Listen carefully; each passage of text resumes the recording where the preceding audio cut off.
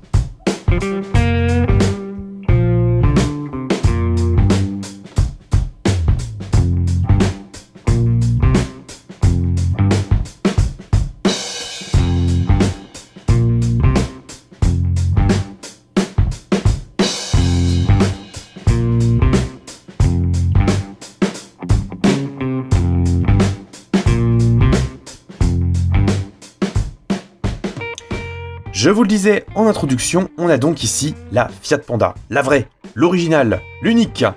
Et c'est un modèle donc qu'on va découvrir un petit peu avant que je vous parle de la miniature en question.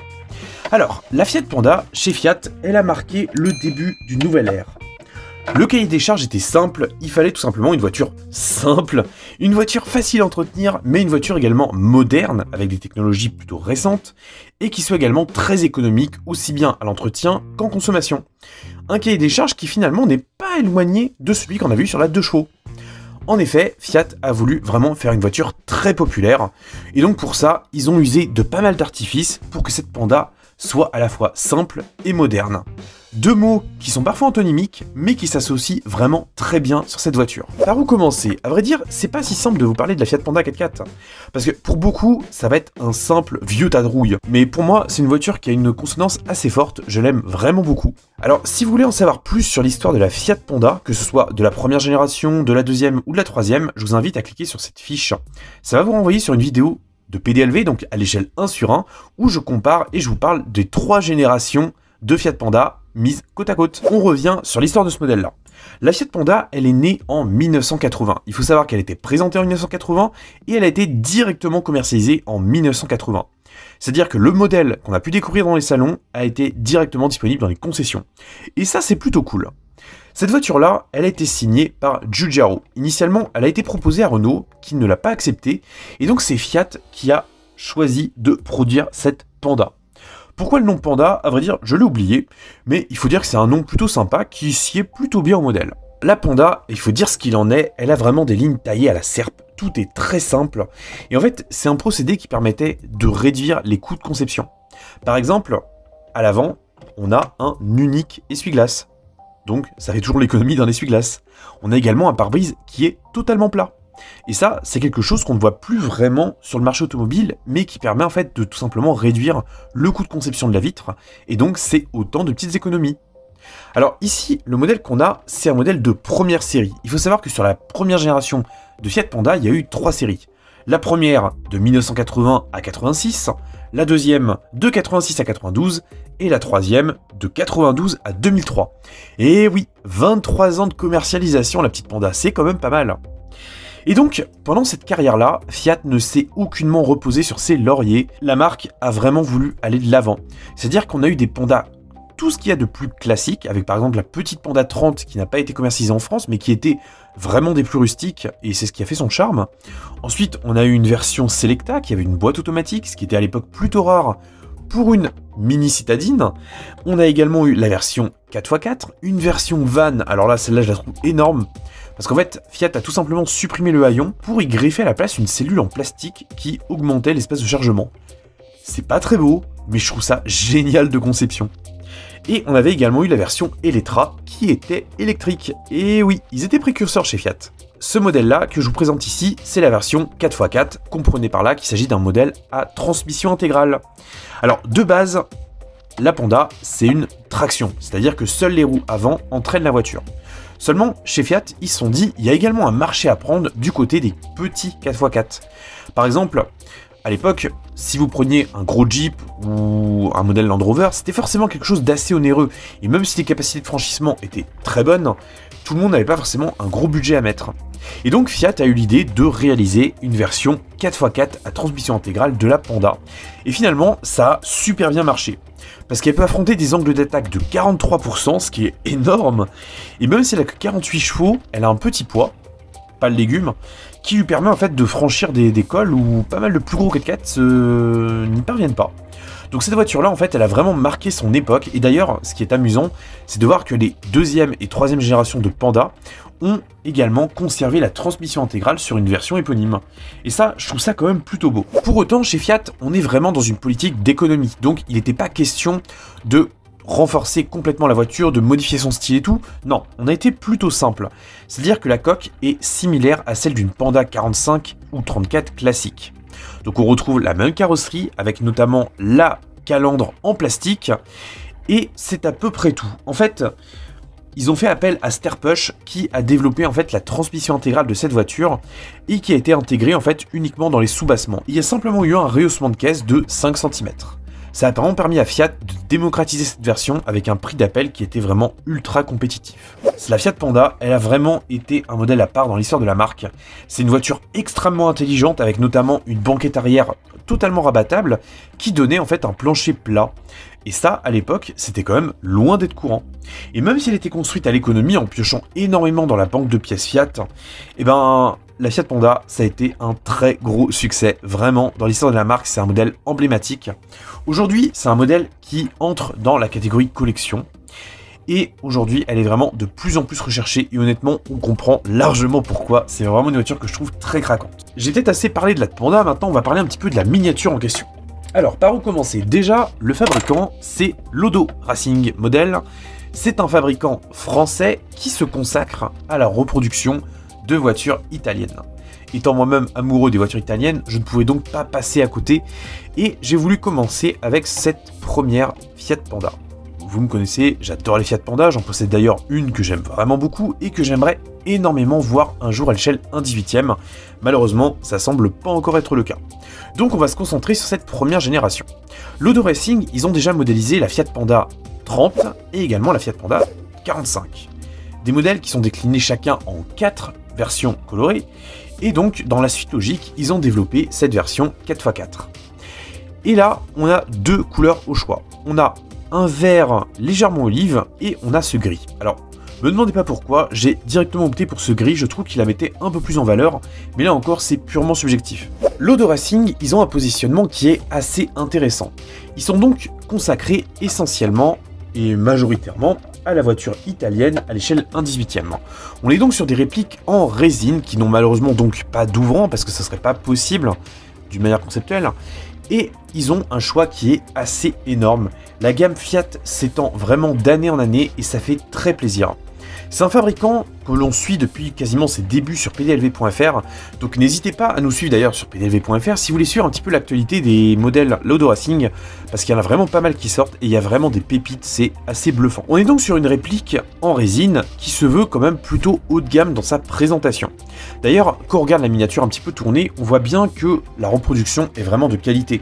Déjà, on retrouve bien la ligne de la petite italienne craquante, on retrouve bien la calandre qui est directement reconnaissable, et il y a pas mal d'appendices esthétiques qui font très plaisir à voir et que l'on retrouve tous dans leur intégralité. Alors justement, on va rentrer un petit peu dans le détail. Pour changer, on va commencer par les sous-bassements. Alors j'espère la soulever du bon côté, c'est le cas, ça change. Alors déjà tout d'abord, au niveau des sous-bassements, bon, c'est pas exceptionnel parce qu'il n'y a pas grand chose à voir, on perçoit quand même la ligne d'échappement qui court d'un bout à l'autre, avec un petit silencieux arrière ici. On a également le logo Lodo Racing Model qui apparaît sur le châssis, qui était simplement tampographié. On a également l'identifiant du modèle, donc en l'occurrence une Fiat Panda 4x4 de 1980. Alors là, c'est pas un modèle de 80, c'est un modèle de 83. Si je me réfère à la boîte, effectivement, on est sur un modèle de 83. De toute manière, les Panda 4x4 ont été commercialisés en 83. Bon, c'est un petit détail. On découvre également la production totale. Donc là, en l'occurrence, c'est un modèle qui est limité à 500 exemplaires numérotés, et donc j'en possède la numéro 92, et j'en suis très fier. Au niveau de la ligne générale, c'est donc très bon, au niveau de la couleur, c'est très bon également. On est sur un gris métallisé intermédiaire. Alors le brillant, je trouve qu'il est très satisfaisant, parce que c'est pas trop, le brillant est juste ce qu'il faut, la peau d'orange est vraiment minime, donc c'est largement acceptable. Enfin, vraiment, je trouve ça très satisfaisant. Au niveau des ajustements, ouais, on va commencer par le profil. Au niveau des ajustements, c'est plutôt bon. D'ailleurs, je vais vous descendre un petit peu le plateau. Enfin, je vais vous descendre un petit peu la caméra, plutôt. Donc, au niveau des proportions et des ajustements, on est dans la très bonne moyenne. Les vitres sont bien intégrées. Elles sont assez souples quand même, mais moins que chez Automobile ou chez DNA. On a également le bouchon de réservoir d'essence qui est bien modélisé, simple mais efficace. On a la petite encoche qui permet de glisser sa main pour ouvrir la porte, qui là encore est bien ajustée. Le petit bouton avec la clé, c'est pareil, c'est satisfaisant. On a également, sur le côté, si vous regardez bien, ce petit enjoliveur. En fait, il sert à dissimuler tout simplement une charnière de porte, mais surtout, il arbore une forme qu'on appelle le caron. Le caron, en fait, c'est tout simplement un carré à bord arrondi. D'ailleurs, je vous invite à regarder la vidéo de mes collègues de chez POA, Petites Observations Automobiles. Ils ont fait la présentation d'un petit observateur qui possède une Panda 1, où justement, ils développent bien la problématique du caron, qui est une forme récurrente que l'on trouve sur la Panda. Et vraiment, c'est hyper intéressant, je vous recommande vraiment cette vidéo. Et puis d'ailleurs, si vous voulez voir une deuxième présentation de Panda chez POA, vous avez la fois où j'étais leur présenter ma Panda 2, ici. Pour en revenir au profil, c'est donc très satisfaisant. Les jantes sont également bien. Alors, on est sur des jantes en plastique a priori, mais ce qui est bien, c'est que le travail et le rendu sont vraiment très satisfaisants. Vraiment, je trouve ça bien parce qu'on a une finesse de gravure qui est vraiment très très sympa. C'est fin, on voit que c'est texturé, ça paraît même presque légèrement patiné, ça prend bien la lumière, donc vraiment, c'est très très très très bien. Sur le pare-choc avant, j'ai un petit défaut d'ajustement. Alors quand je dis petit, c'est vraiment petit. On voit bien qu'il remonte un petit millimètre trop haut de ce côté-là. Là encore, c'est mon exemplaire, c'est pas tous, rassurez-vous. Et c'est vraiment minime, personnellement ça ne me dérange pas. Les rétroviseurs sont implantés quasiment au milieu des portes avant. Donc les rétroviseurs sont plutôt simples, c'est une simple pièce en plastique rapportée. Donc ça rend bien, le miroir est bien ajusté, c'est plutôt fin. On a également les protections de carrosserie, parce que la Panda 4x4, elle a également vocation à sortir un petit peu des villes, à s'aventurer sur des terrains peu accidentés, donc forcément le plastique, ça protège mieux. On a également un petit logo 4x4 qui est appliqué au niveau de la partie arrière du bas de caisse. Donc c'est sympa, ça rend très bien. Les ajustements de vitres sont donc très bons. La partie noire qui singe les joints est également plutôt fine, vraiment c'est bien ajusté. Passons maintenant à l'avant. Alors évidemment de base la voiture elle est immatriculée en Italie, mais vous avez certainement remarqué que j'ai pris l'habitude de réimmatriculer systématiquement en France toutes mes voitures miniatures. Ensuite, on a donc le mono essuie-glace à l'avant qui est une pièce relativement fine. On a également le capot qui est bien ajusté. Et ce que j'apprécie c'est que on a une pièce en plastique ici qui reproduit en fait l'aération du capot. Et cette pièce en plastique, elle est très bien ajustée dans la résine et elle est percée. Donc ça permet en fait de donner du volume. Et niveau réalisme, ça c'est vraiment un très très très bon point. Je suis très satisfait du travail de l'Odo Racing à ce niveau-là. Les optiques sont également de belles pièces. Donc c'est rétro et j'adore ça, mais on a les clignotants orange, tout comme les répétiteurs sur les ailes. Ça rend hyper bien. La calandre en plastique est vraiment une très belle pièce également. Alors, elle n'est pas percée très loin, mais vu qu'elle est percée sur quasiment 2 mm, ça lui donne suffisamment de relief en fait pour accroître son réalisme. Donc je trouve ça vraiment très très bien. On a également le logo Fiat constitué à l'époque des 5 barres obliques et le logo Fiat qui apparaît d'une manière plus conventionnelle, tout simplement sur le côté droit de la calandre. Le pare-choc n'est pas une pièce exceptionnelle, mais il est fidèle à la réalité, donc je ne m'en plains pas. Pour terminer, on a l'arrière de notre miniature. Donc là, je vais vous rehausser un petit peu le plateau. Donc un arrière qui s'ouvre sur... Enfin non, qui s'ouvre pas avec ses miniatures fermées. Mais on découvre des optiques qui sont également très bien ajustées. Les points de fixation, honnêtement, je ne les vois pas. Les ajustements sont très très bons. Le logo Fiat est bien appliqué aussi. Ce logo-là est peut-être légèrement trop gros, ou alors c'est peut-être une impression. Mais dans tous les cas, il est bien reproduit et niveau réalisme, c'est très très bon. On a également la serrure qui apparaît sous la plaque d'immatriculation et la lumière qui permet d'illuminer la plaque d'immatriculation qui est incluse directement dans le pare-choc. La sortie d'échappement est plutôt fidèle aussi. Donc là, c'est une pièce en plastique, elle est pas percée très loin, mais vu qu'elle est peinte en noir, je trouve que le rendu est tout à fait bon. On a également les lignes de dégivrage sur la lunette arrière et bien sûr l'essuie-glace arrière. Donc globalement, la reproduction, il faut dire ce qu'il en est, elle est très bonne. On est dans des très bons standards. Alors on n'est pas dans une miniature très haut de gamme, mais on est dans un très bon milieu de gamme qui tend quand même pas mal vers le haut de gamme. Ensuite, on a l'intérieur. Donc là, comme la miniature n'est pas ouvrante, je vais vous superposer des photos sur la vidéo et on va le découvrir un petit peu ensemble. Donc là, je découvre en même temps que vous parce que cette miniature-là, j'ai choisi de ne pas trop la découvrir pour justement qu'on la découvre ensemble. Alors, premièrement, déjà, on a les montants et le ciel de toit qui ne sont pas habillés. Donc, comme on est sur un intérieur plutôt foncé, ça ne dérange pas. J'aurais aimé quand même un petit travail, mais faut pas oublier que la Panda, c'est une voiture rustique. Donc, fatalement, elle était déjà très simple de base.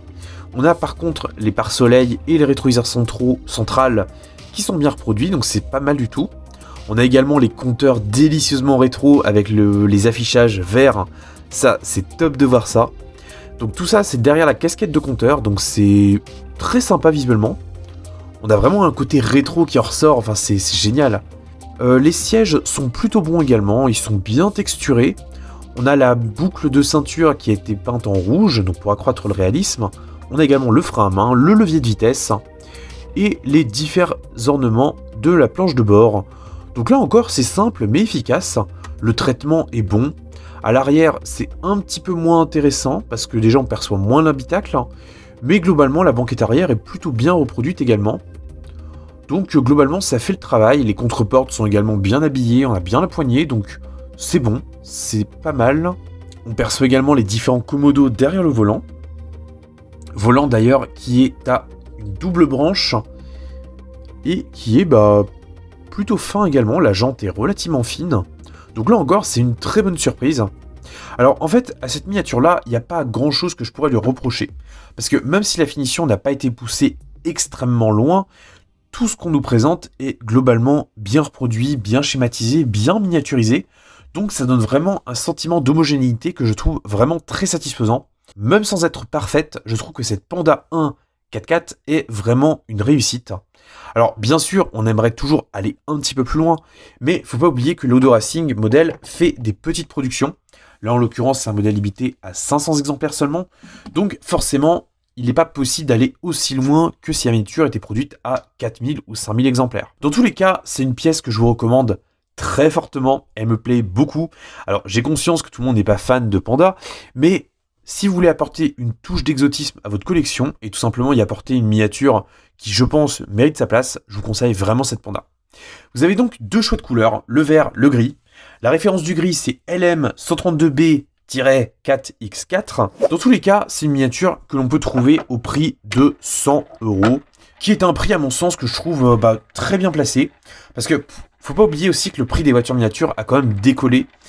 Et que, fatalement, pour 100 € maintenant, on peut avoir des belles pièces en résine, donc faut vraiment pas se priver. Donc si vous voulez la commander, je vous mets un lien dans la description, ça vous redirigera directement vers le site de l'Odo Racing, où vous pourrez passer commande. Dans tous les cas, c'est une miniature qui me plaît beaucoup, mais je crois que ça, vous l'avez bien compris. Sur ce, j'espère que cette petite vidéo vous aura plu, j'ai hâte de vous lire en commentaire. Dites-moi également si vous avez connu la Panda à l'échelle 1, parce que c'est quand même une voiture assez mythique, et on est quand même pas mal, je pense, à l'avoir connu. Donc j'ai hâte de vous lire, prenez soin de vous et de votre famille, conduisez pas comme des pirates, surtout en ville, et bye bye. Allez, on lance l'outro.